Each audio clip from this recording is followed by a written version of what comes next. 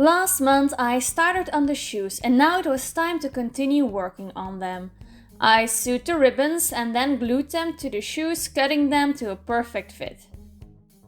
Then I sewed the fur part and added an elastic to the bottom for a clean fit around the shoe.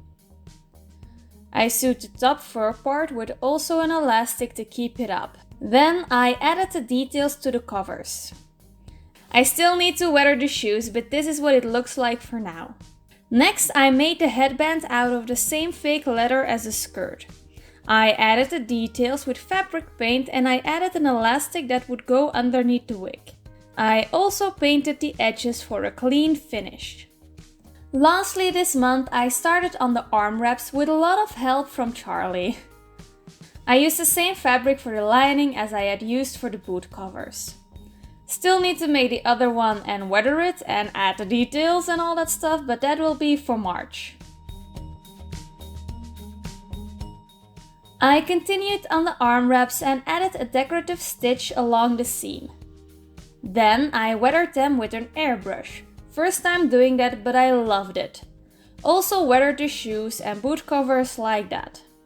Then I sewed the ribbon for the arm wraps and now they were done. Next, I started on the cape by creating a pattern out of the lining. When I was happy with that, I cut out the fake fur and sewed them together. I finished that up with some hand sewing. I added snap buttons to the jacket that I ended up sewing again but lower later in the process, but for now this cape sits here. Last of the cape was painting the bird skulls I sculpted out of foam clay. Then I made the final part of this costume, the knee pads. After creating a pattern, I cut it out of some fake leather and sewed the pieces together. I weathered them like I did with the skirt part by making some scratches and shading and highlighting with some paint. Paint makes such a huge difference. And now this cosplay is done. Ha! You wish! I still sewed the cape on lower, fixed these two panels on the skirt that were up too high and fixed up the wig.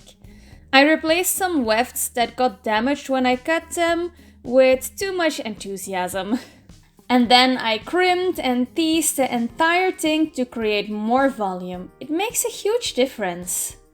And the very last thing I did was add some more details to the top.